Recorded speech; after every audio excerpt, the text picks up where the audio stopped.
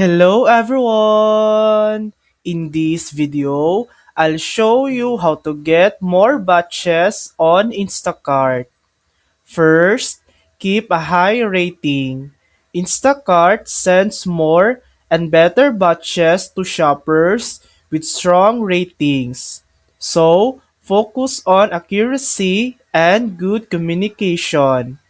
Next, work during peak hours like mornings, evenings, and weekends. That's when demand is highest and batches come in faster. Get certified for alcohol and heavy item deliveries to unlock extra batch types that not every shopper has access to. Also, make sure your app is updated and position yourself near busy shopping areas or between multiple stores.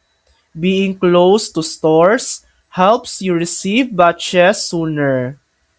And don't forget to refresh the app regularly so Instacart knows you're active and ready for orders.